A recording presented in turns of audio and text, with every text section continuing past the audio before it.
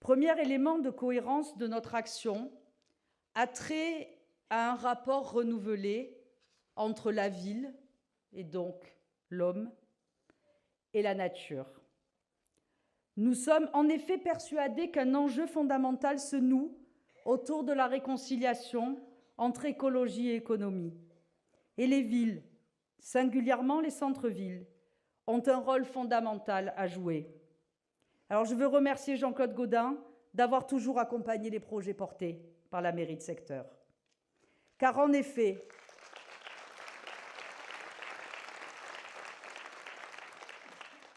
c'est au cœur des villes que l'on observe aujourd'hui le développement de nouvelles façons de produire, de consommer, mais aussi de se déplacer et d'investir l'espace public.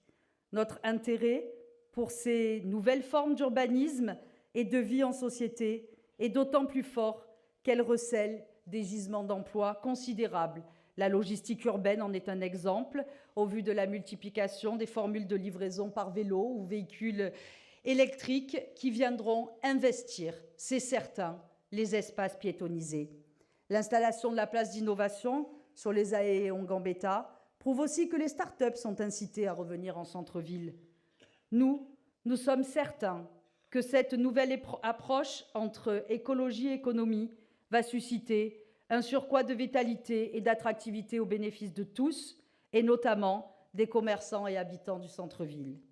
Cette dynamique est accompagnée par l'enthousiasme de mes adjoints, Françoise Merle et Vincent Ligori. Ensemble, nous travaillons en lien étroit avec la Chambre de commerce, l'UPE 13, les associations de commerçants.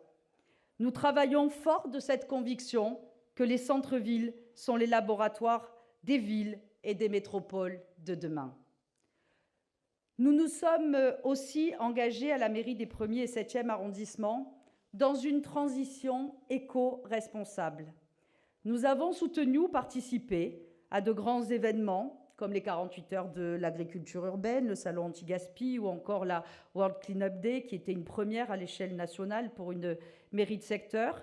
Nous avons par ailleurs lancé le mois de l'écologie positive, par lequel nous portons une approche de l'écologie qui n'est pas punitive, mais au contraire positive, incitative. Et nous pouvons nous prévaloir d'un premier bilan en matière d'écologie sur notre secteur, la végétalisation de plusieurs rues, Seine, Nationale, Venture, Méolan, l'installation de 4 stations d'autopartage de petits véhicules électriques, la dernière est à côté de l'abbaye de Saint-Victor, le déploiement de 13 composteurs, le dernier en date sur le square Berthier-Albrecht. Cette politique, nous entendons la poursuivre et même l'approfondir sous forme d'un nouveau contrat social avec la population. La promotion des mobilités douces à travers l'autopartage vient en complément d'une politique ambitieuse de développement des pistes cyclables à Marseille, sans oublier les transports collectifs. Un intéressant projet de prolongement du tramway jusqu'à la place du 4 septembre est d'ailleurs à l'étude. Je sais, mon cher ami Dominique Tian, qu'il te tient à cœur. Il mérite toute notre attention, en dépit des contraintes et des difficultés qu'il soulève.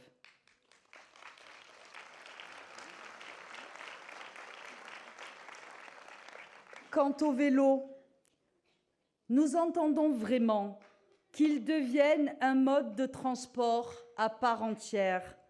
Nous travaillons à cette fin avec Martine Vassal sur la définition de véritables parcours sécurisés qui permettent de se rendre d'un point à un autre dans la ville, avec Jean Montagnac, tout le conseil de territoire.